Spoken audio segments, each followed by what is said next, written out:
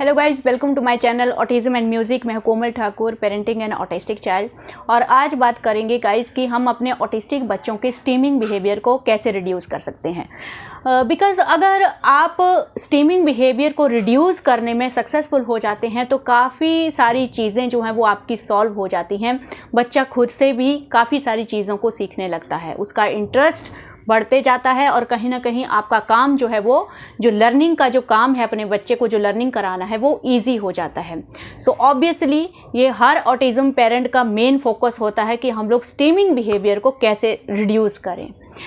जैसे कि हम लोग सब जानते हैं गाइस, मैं स्टीमिंग बिहेवियर को 3 लेवल में डिवाइड करूँगी: ओवर सेंसिटिव, अंडर सेंसिटिव और वो स्टीमिंग बिहेवियर जो इमोशंस की वजह से हमारे बच्चे करते हैं। ओवर सेंसिटिव यानी कि ज़्यादा से ज़्यादा जो सेंसरी इनपुट हमारे बच्चों को मिल रहा होता है, जैसे बहुत ज़्यादा नॉइस हो रहा है, क्राउड है, या वो बहुत ज़्यादा अनकंफर्टेबल हो जाते हैं इन चीज़ों से, तो उस स्टीमिंग को हम लोग बोलते हैं over sensitive. Under sensitive means ज़्यादा से ज़्यादा सेंसरी इनपुट सीख करने की कोशिश करना, ज़्यादा से ज़्यादा नॉइस सीख करने की कोशिश करना, तो ज़्यादा से ज़्यादा चीज़ों को टच करने की कोशिश करना। तो इस तरह से ओवर सेंसिटिव, अंडर सेंसिटिव। और थर्ड जो हेड बैंगिंग होती है, जंपिंग होता है, हैंड फ्लैपिंग होती है, ज़रूरत से ज़्यादा खुश हो रहे हैं या ज़रूरत से ज़्यादा उनको गुस्सा आ रहा है, एंगर है, तो उसको एक्सप्रेस करते हैं जंपिंग, फ्लैपिंग और हेड बैंगिंग से। नाउ स्टीमिंग बिहेवियर को हम लोग रिड्यूस कैसे करेंगे? तो जब तक आप इसके रूट कॉज को फोकस नहीं करेंगे गाइस, तब तक स्टीमिंग बिहेवियर को आप स्टॉप नहीं कर पाओगे। अगर आप फोर्सफुली एक स्टीमिंग बिहेवियर को स्टॉप करते हो तो कुछ दिनों बाद आप देखोगे कोई नया अजीब तरह का बिहेवियर जो है वो स्टार्ट हो जाता है। तो इस तरह से अगर आप फोर्सफुली स्टॉप करने की कोशिश करते हो, बार बार बच्चे को बोल रहे हो, बच्चा अगर बर्बर स्टीमिंग कर रहा है, चुप हो जाओ, मत बोलो, हैंड फ्लैपिंग मत करो, फ़ैन को मत देखो, फ़ैन को हटा दे रहे हो, वहाँ से निकाल दे रहे हो, मतलब इस तरह से अगर बच्चे को पता चल रहा होगा कि आप पर्टिकुलरली उसके सेंसरी बिहेवियर को स्टॉप कर रहे हो, उससे होता क्या है, बच्चा एक तो इरिटेट होता है। अब क्यों इरिटेट होता है? क्योंकि ये जो स्टीमिंग बिहेवियर होते हैं ये हमारे बच्चों को एक प्लेजर का फीलिंग देते हैं, एक स्ट्रेस फ्री जो फीलिंग होती है, मतलब अपनी जो बोरियत है उसको हटाने का एक बहुत अच्छा जरिया उनको मिल जाता है और ज़्यादा से ज़्यादा स्टीमिंग में अपने आप को वो एंगेज करने की कोशिश करते हैं। अब होता ये है कि स्टार्टिंग में बच्चा 1 घंटे के लिए एंगेज हुआ, आपने देखा कि बच्चा शांत बैठा है, अपना एक स्टीमिंग बिहेवियर कर रहा है। स्टार्टिंग में एक्चुअली हम लोग इसी तरह से बोल सकते हैं कि हम लोगों को इतना ज़्यादा नॉलेज नहीं होता है, और जैसे ही बच्चा शांत बैठा है, क्योंकि जब वो स्टीमिंग कर रहे होते हैं तो काफ़ी टाइम तक वो किसी और को डिस्टर्ब नहीं करते हैं, अपने आप में ही वो लॉस्ट रहते हैं। धीरे धीरे वो स्टार्टिंग से सिचुएशन ऐसे बिगड़ती है, मतलब 1 घंटा स्टीमिंग किया, फिर 2 घंटे, 3 घंटे, आपने उस स्टीमिंग को रोकने के लिए कुछ नहीं किया। अगर आप कुछ भी नहीं कर रहे हो, हर दिन आप देखोगे कि वो टाइम जो है वो इंक्रीज होते जाता है, और हर कहीं, हर जगह पे, घर में, बाहर, ऑल द टाइम बच्चा उस स्टीमिंग में डूबते जाता है और उसको निकालना जो है वो मुश्किल हो जाता है। अब क्या कर सकते हैं हम लोग इन बिहेवियर को रोकने के लिए? तो सबसे पहले तो हम लोगों को कुछ मेडिकल रीज़न भी होते हैं गाइस, जैसे बच्चे कुछ हेड बैंगिंग करते हैं या फिर ईयर्स को ब्लॉक करते हैं। तो सबसे पहले ये कंफर्म करना चाहिए कि कहीं कोई हेडेक तो नहीं है, माइग्रेन का प्रॉब्लम नहीं है, या ईयर्स में इन्फेक्शन तो नहीं है। क्योंकि समटाइम्स अर्नब क्या करता है, क्योंकि अर्नब को नेज़ल एलर्जी का प्रॉब्लम है, तो उसको क्या होता है कि जब वो एक एलर्जी का अटैक शुरू होता है उसको, तो क्या होता है, स्नीजिंग आती है बहुत ज़ोर से, और ईयर्स में उसको क्या होता है, इरिटेशन होती है, इचिक होती है। तो उसकी वजह से वो बार बार क्या करता है, इस तरह से हिलाता रहता है। तो वो जो स्टीमिंग बिहेवियर है वो वैसा वाला स्टीमिंग बिहेवियर नहीं है जिसको वो पसंद कर रहा है या जिससे उसको खुशी मिल रही है। तो वो मुझे पता है वो किस वजह से हो रहा है, तो वो एलर्जी की वजह से हो रहा है। तो अदरवाइज वो नॉइज़ को पसंद करता है, वो ओवर सेंसिटिव नहीं है नॉइज़ के लिए, वो अंडर सेंसिटिव है, मतलब उसको नॉइज़ से कोई प्रॉब्लम नहीं होती है। तो इस तरह की चीज़ों को आप एक बार मेडिकल चेकअप करा लें तो कम से कम एक चीज़ जो है वो सॉर्ट आउट हो जाए। समटाइम्स बच्चे स्टीमिंग के लिए भी वो चीज़ें करते हैं। कहीं पे किसी जगह पे मैंने गूगल में एक बार पढ़ा था, कोई ऑटिस्टिक पर्सन था, आपने भी पढ़ा होगा गूगल में, क्योंकि हम लोग हर वक्त अपने क्वेश्चंस के जवाब के लिए गूगल में झांकते रहते हैं हमेशा। तो उस पर्सन ने बोला था कि वो बड़ा पर्सन था, तो वो बोलता था कि जब मैं बचपन में हेड बैंकिंग करता था तो उसको कोई फीलिंग नहीं जाती थी कि उसके हेड में पेन हो रही है, उसको कुछ फर्क नहीं पड़ता था मतलब। तो ये जो स्टीमिंग बिहेवियर है, लाइक हो सकता है कि बच्चा उस टाइम पे उसको एंगर है या वो उसको किसी चीज़ का स्ट्रेस है, वो अनकंफर्टेबल है, तो भी वो बच्चा करेगा। जंपिंग, हैंड फ्लैपिंग बच्चा गुस्से में भी करता है और एक्साइटमेंट में भी करता है। जब कोई ऐसी चीज़ हो रही है जो उसको अच्छी लग रही है तो बच्चा जो है वो एक्साइटमेंट में भी करता है। तो अर्नब के भी ऐसे बिहेवियर हैं। तो अर्नब भी एंगर जो है और जो उसकी जो एक्साइटमेंट है उसके लिए अलग अलग उसके बिहेवियर हैं अभी भी, लेकिन उतने ज़्यादा नहीं हैं, लेकिन अभी भी हैं उसके बिहेवियर ऐसे।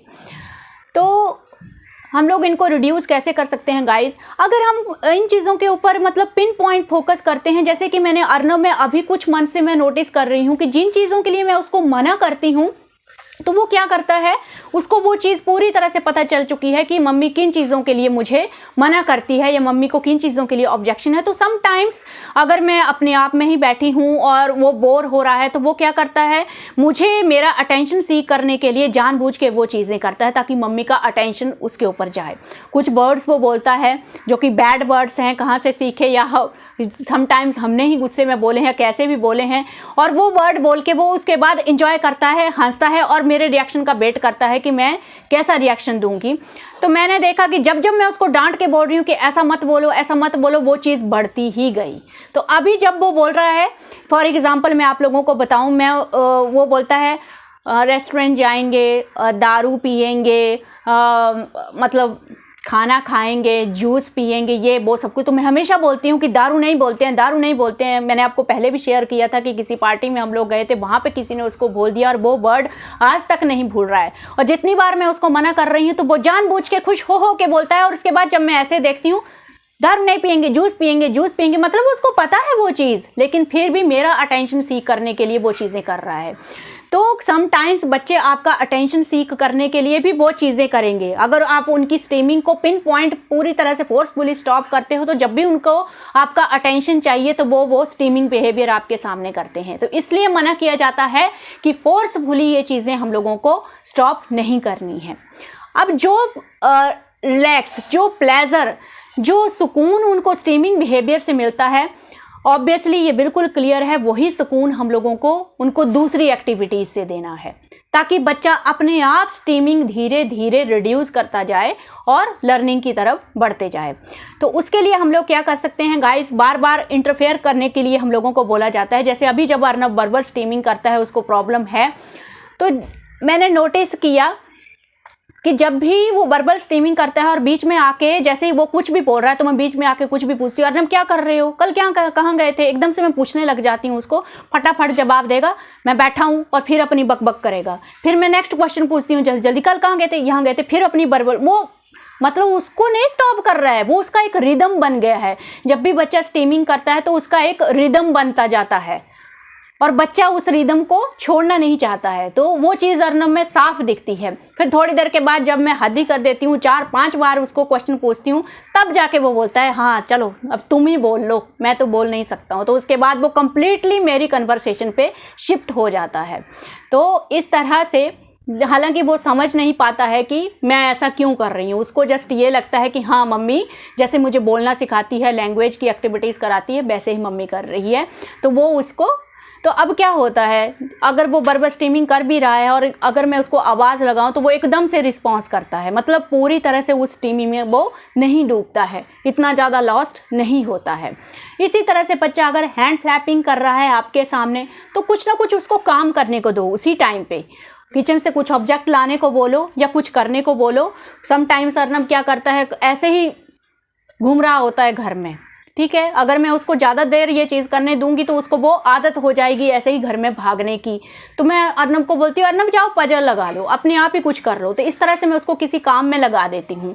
तो जो मज़ा जो है धीरे धीरे जो स्टीमिंग में मिल रहा होता है, वो मज़ा जो है वो उनको हमारी एक्टिविटीज़ से मिलने लगता है। तो अर्नब को अभी पजल लगाना इतना अच्छा लगता है, आप पूछिए मत, बहुत ज़्यादा इंजॉय करता है। और एक वो वक्त था जब अर्नब को पजल में बिल्कुल भी इंटरेस्ट नहीं होता था, और जब भी हम लोग उसको पजल स्टार्ट करते तो वो इरिटेट होता, गुस्सा करता। लेकिन धीरे धीरे उसको ये चीज़ें पसंद आने लगी। आज अर्नब को आप दिन में कितनी बार भी पजल लगाने को बोलो, वो ईजिली रेडी हो जाता है। तो इसलिए बोला जाता है कि बार बार आप इनको इंटरफेयर करो। तो दूसरी चीज़ मैं क्या करती हूँ, अगर मैं किचन में काम कर रही हूँ या कहीं भी काम कर रही हूँ, मेरे माइंड में अभी इस तरह की हैबिट बन चुकी है कि हर 5-10 मिनट के बाद मुझे मेरे मुंह से अपने आप ही निकलता है, अर्नब अर्नब क्या कर रहे हो, अर्नब क्या कर रहे हो। तो वो कहीं भी होगा, वहाँ से वो जवाब देता है कि मैं ये कर रहा हूँ। तो इस तरह से आप अपने काम में लगे हुए हैं या बच्चा अपने स्टीमिंग बिहेवियर में लगा हुआ है, तो दिन में बार बार आपको उसका नाम बुला के उसको डिस्टर्ब करते रहना है, ताकि बच्चा जो है वो उसका जो स्टीमिंग का रिदम जो है वो हमेशा टूटता रहे। तो जब वो रिदम टूटता है ना, तो अपने आप बच्चा जो है कुछ टाइम के बाद उस स्टीमिंग को छोड़ देता है। और अगर आप कुछ भी नहीं करोगे, 1 घंटा 2 घंटा बच्चा सेम ही एक्टिविटी में लगा रहा, तो फिर आप देखोगे कि डेली वो टाइम जो है वो इंक्रीज होने लग जाता है, तो बाद में प्रॉब्लम हो जाती है। ये आदत मुझे कहाँ से पड़ी, क्योंकि जब अर्नब 2 साल का था, 3 साल का था, तो वो हाइपर एक्टिव भी था और समटाइम्स वो क्या करता था, दिन में नीचे लेट जाएगा, उल्टा पूरा लेट जाएगा इस तरह से, और गाड़ी के व्हील को घुमाता रहेगा। तो उस टाइम पे तो मुझे रिलैक्स मिलता था कि हाइपर एक्टिव है, चलो चुपचाप बैठा है, रिलैक्स कर लो। लेकिन वो बाद में पता चला कि वो एक तरह की लॉस्टिंग है वो, और वो नहीं करनी चाहिए। तो इस तरह से मेरे दिमाग में ये बात चली गई कि बार बार अर्नब को इंटरफेयर करना है और बार बार उसको डिस्टर्ब करते रहना है।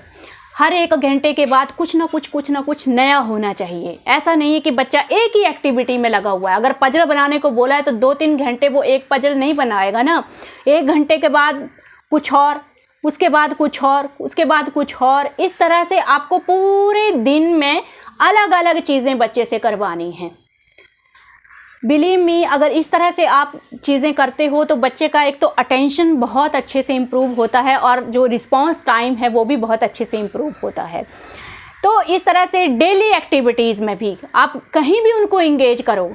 सबसे बेनिफिट जो होता है, ये जो वॉकिंग और जो एक्सरसाइजेस होती हैं, अगर ये करवा पा रहे हो तो ठीक है, बिकॉज ये जो है हमारे ब्रेन में उन केमिकल्स को रिलीज़ करते हैं जिनसे मतलब ब्रेन रिलैक्स होता है और एक प्लेजर की फीलिंग आती है। तो जो एक्सरसाइज, ये वॉकिंग वगैरह जो है, ये भी सेम फीलिंग, सेम मज़ा बच्चे को देते हैं जो उनको स्टीमिंग बिहेवियर से मिल रहा होता है। तो ज़्यादा से ज़्यादा ये चीज़ें करानी हैं। अगर आप नहीं कर पा रहे हो तो दिन में ज़्यादा से ज़्यादा उनको काम करने को बोलो। अपने साथ काम में लगाओ या किसी ऐसे काम में लगाओ जो बच्चा कर सके। जैसे मैंने काफ़ी चीज़ें रखी हैं, पजल हैं या फिर कुछ भी बुक्स रीडिंग है, सब कुछ है। तो वो इस तरह से आपको चीज़ें जो है वो अरेंज करनी पड़ेंगी जो बच्चा करे। या जो एक्टिविटीज़ जो एक्टिविटीज़ आप बच्चे के साथ बैठ के करते हो, उन्हीं एक्टिविटीज़ को उस टाइम पे उसको करने को दे दो जब आप कुछ और काम कर रहे हो। क्या होगा, ज़्यादा से ज़्यादा वो गलत करेगा उस चीज़ को। तो लेकिन धीरे धीरे आप बीच बीच में आके उसको सिखाते रहो, उसको करेक्ट करते रहो इन चीज़ों को। ज़रूरी नहीं है अगर आप ये सोच रहे हो कि डेली 1 घंटा बैठ के या 2 घंटा बैठ के आपने एक्टिविटीज़ अपने बच्चे के साथ करा ली और सब बाकी सब छोड़ दिया और पूरा दिन बच्चा फिर अपने में ही लगा हुआ है, तो उससे भी कोई फ़ायदा नहीं होता है गाइस। ये जो एक्टिविटीज़ होती हैं ये जस्ट बच्चे में स्टार्टिंग में बच्चे का जो मतलब एक अटेंशन गेन करने के लिए होती है। 50% जो काम है वो आपको एक्टिविटीज़ से करवाना है जो आप डेली बैठ के कराते हो। 50% काम आपको वैसे करना है जैसे नेचुरल बच्चे सीखते हैं। दिन में इधर उधर जाते जाते उनके साथ इंटरेक्शन करते रहना है। फोर्सफुली स्टॉप आपको नहीं करना है, वो मैंने आपको बता दिया। क्यों ऐसा होता है, क्योंकि उससे उल्टा बच्चा, एक तो अगर आप वो बच्चा डर भी जाता है, आपने डांट दबड़ के वो स्टीमिंग बिहेवियर बच्चे का बंद भी करवा दिया, तो एक तो बच्चा डर जाता है और कुछ टाइम के बाद कुछ और नया स्टार्ट हो जाएगा। और दूसरा, अगर आप फोर्सफुली स्टॉप कर रहे हो तो बच्चा बाद में उस स्टीमिंग बिहेवियर को आपका अटेंशन गेन करने के लिए यूज़ करने लग जाता है। तो ये चीज़ें आप लोगों को नहीं करनी है। और चीज़ आप क्या कर सकते हो, जैसे कि मैंने आपको बोला कि अगर अर्नब वर्बल स्टीमिंग करता है तो उसके बीच में ही मैं सेम चीज़ें सम टाइम बोलने लगती हूँ। इमिटेशन आप कर सकते हो, कुछ भी आप कर रहे हो। अगर बच्चा जंप कर रहा है, हैंड फ्लैपिंग करता है, अगर आप उसको कॉपी करते हो ना, तो कुछ बच्चे जो हैं वो खुश होते हैं, एक्साइट होते हैं, खुश होते हैं कि मम्मी भी ऐसा कर रही है। और कुछ बच्चे जो होते हैं वो डर जाते हैं कि ये क्या हुआ, मम्मी भी करने लग गई। तो कुछ बच्चे जो है ना वो ऐसे शॉक्ड हो जाते हैं, थोड़ा सा स्ट्रेस में आ जाते हैं कि मम्मी भी मुझे कॉपी कर रही है अपनी सेम एक्टिविटीज़ को। तो दोनों ही कंडीशन में क्या है, अगर बच्चा खुश हो रहा है, एक्साइट हो रहा है, मतलब उसने नोटिस किया कि आप भी सेम चीज़ कर रहे हो, तो एक तरह से बच्चे को आप इंटरेक्ट कर सकते हो, उसका अटेंशन आपने गेन कर लिया, तो उसको आप बेनिफिट के लिए यूज़ कर सकते हैं, बाद में कुछ एक्टिविटीज़ उसको करा सकते हो। अगर बच्चा डर जाता है तो वैसे ही बच्चा थोड़ा सा उस बिहेवियर को रिपीट करने से खुद को रोकने लगता है। तो ये कुछ ऐसी चीज़ें हैं गाइस। ओवरऑल इस वीडियो की समरी यही है कि जो सुकून और मज़ा बच्चे को स्टीमिंग बिहेवियर करके मिलता है, वही सेम मज़ा आपको बच्चे को एंगेज करके लर्निंग एक्टिविटी से और कंटिन्यूअसली इंटरेक्शन से वही मज़ा जो है, वही खुशी, प्लेजर बच्चे को प्रोवाइड करना है, ताकि बच्चा जो है वो स्टीमिंग की तरफ कम अट्रैक्टेड हो। तो धीरे धीरे आप देखो कि बच्चा इस लेवल पे आ जाता है कि वो नए नए चैलेंज को एक्सेप्ट करने के लिए रेडी होता है। जैसे अर्नव पहले इरिटेट होता था नई चीज़ों को सीखने के लिए, गुस्सा होता था, क्योंकि उसको अपने ऊपर कॉन्फिडेंस ही नहीं था। उसको हमेशा यही लगता था कि ये अब नई चीज़ आ गई, ये मुझे सीखनी पड़ेगी, ये मुझसे नहीं होगा। फिर धीरे धीरे अब जब भी हम लोग नई चीज़ लेके आते हैं तो वो हर टाइम रेडी रहता है कि ये क्या चीज़ है, इससे क्या करना है। तो धीरे धीरे वो इंटरेस्ट उसमें आ गया। तो वो चीज़ आपको करनी है। हर चीज़ में उसका, मैं आजकल देख रही हूँ, उसका जो मतलब अटेंशन है एकदम से जाता है। लाइक आधी रात को 10-11 बजे रात को कुत्ते भौंक रहे थे, तो वो सेम मेरा एक्शन रिपीट कर रहा था। जैसे मैं बोलती हूँ हे भगवान अभी कुत्ते भौंकने लग गए, और अचानक से अर्नब उठा, 9-10 बजे रात को उठा और बोला कि सेम लाइन उसने बोली। कुत्ते बहुत ज़ोर से भौंक रहे थे, सच में बहुत डिस्टर्ब कर रहे थे। अर्नब बोल रहा है हे भगवान सारे डॉग भौंके, ऐसे बोल रहा है हे भगवान। मतलब लाइन उसने ज़रूर रिपीट की, लेकिन उसने वो कम्युनिकेशन के लिए ही यूज़ किया, क्योंकि कुत्ते की जो साउंड है वो बहुत ज़्यादा इरिटेट कर रही थी। और अभी वीडियो बनाने से पहले जस्ट हमारे जैसे ये बिल्डिंग्स में फ्लैट होते हैं, तो ये सेम साउंड अभी जो आई, कुछ मेंटेनेंस वर्क चल रहा है, तो उसको ये चीज़ बहुत ज़्यादा एक्साइटेड लग रही थी, और वो बार बार मुझसे पूछ रहे थे कि ये क्या है, किसका साउंड है, ये क्या है। तो पहले तो वो ये सब चीज़ों को सुन के मतलब या तो एक्साइटेड हो जाएगा, जंप करेगा या कुछ करेगा, लेकिन अभी उसके अंदर वो एक्साइटमेंट होती है कि ये जो नई चीज़ है ये क्या है, ये क्यों हो रही है। तो वो बार बार उसने मुझसे पहले ही ऑप्शन रखी कि अंकल दीवार में एसी लगा रहे हैं। हालांकि उसको दिख नहीं रहा है कि दीवार के उस तरफ क्या हो रहा है, लेकिन उसने कई कबार देखा है कि एसी को दीवार में फिट करते हैं, तो वो अपने आप ही बोल रहा है कि मम्मी अंकल एसी लगा रहे हैं दीवार में। फिर मैंने बोला कि पता नहीं क्या लगा रहे हैं, मुझे नहीं पता, लेकिन जितनी देर वो साउंड रही वो पूरा उसका पूरा अटेंशन उसी ओर था, उस चीज़ को जानने के लिए। तो ये बिहेवियर अगर बच्चों में आता है तो बहुत अच्छी बात है, अगर वो सामने से इंटरेस्ट दिखाते हैं चीज़ों को सीखने के लिए। तो जो भी सेंसरी इश्यूज़ के रिलेटेड, अगर आपका बच्चा 2 साल 3 साल 4 साल का है, तो जो भी सेंसरी एक्टिविटीज़ होती हैं आपको थेरेपी में जो भी मिलती हैं आप वो करवाएं, बिकॉज उन एक्टिविटीज़ से सेंसरी बिहेवियर डेफिनेटली रिड्यूस होते हैं गाइस। लेकिन पिछले एक वीडियो में जब मैंने आप लोगों के साथ एक वीडियो में मैंने ये बोला था कि 6-7 साल के बाद जब थेरेपी छोड़ते हैं तो स्टीमिंग बिहेवियर जो है वो फिर से इंक्रीज़ होने लगते हैं। उस टाइम पे कुछ लोगों ने क्रिटिसाइज़ भी किया था। हालांकि मेरा बोलना ये बिल्कुल भी नहीं था कि थेरेपी का कोई भी बेनिफिट नहीं होता है। No guys, therapy is necessary. 2 साल 3 साल 4 साल 5-6 साल के बच्चे, ऑटिस्टिक बच्चे के लिए थेरेपी बहुत ही ज़्यादा इम्पॉर्टेंट है। एक तरह से आप लोगों के लिए वो गाइड है। लेकिन ये ज़रूर है कि आप ये नहीं बोल सकते कि 6-7 साल थेरेपी में एक्टिविटी करने के बाद, वो एक्टिविटीज़ डेली करने के बाद 6-7 साल के बाद जब आप थेरेपी छोड़ दो, एक्टिविटीज़ करना छोड़ दो, तो ये सेंसरी बिहेवियर पूरी तरह से ठीक हो चुके होते हैं। आप में से ही कई पेरेंट्स ऐसे होंगे जिन्होंने देखा होगा कि 8-9 साल तक भी, तब भी आगे भी वो सेंसरी बिहेवियर होते हैं, और थेरेपी जैसे ही छोड़ते हैं तो वो सेंसरी इश्यूज़ बढ़ते हैं। मैंने भी देखा है अर्नब में। तो उसका सीधा सीधा रीज़न यही होता है कि जब तक वो सोल्यूशन बच्चे को मिल रहा था तब तक वो सेंसरी इश्यूज़ काम डाउन थे, और जब आपने वो एक्टिविटीज़ छोड़ दी और बच्चे को डेली लाइफ में अच्छी तरह से एंगेज नहीं किया, उसको वो चैलेंजेस नहीं प्रोवाइड कराए, लर्निंग नहीं करवाओगे, अगर आप बच्चे को उसी के हाल पे छोड़ दोगे कि हाँ अब थेरेपी हो गई, अब ट्रीटमेंट फिनिश और अब बच्चा सब कुछ अपने आप करेगा, तो ऐसा नहीं होता है गाइस।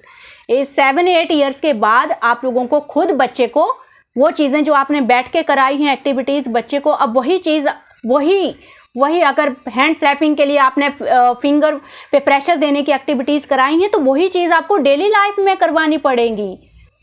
वही सेम सेंसरी डाइट जो है वो आपको डेली रूटीन में बच्चे को देनी पड़ेगी। हाँ, तब ज़रूर है अगर आप डेली रूटीन में बच्चे को अच्छी तरह से वो सेंसरी डाइट प्रोवाइड करवा पा रहे हो तो डेफिनेटली सेंसरी बिहेवियर बहुत ज़्यादा रिड्यूस हो जाते हैं, और इतने रिड्यूस हो जाते हैं कि उनका होना ना होना कोई मतलब होता ही नहीं है।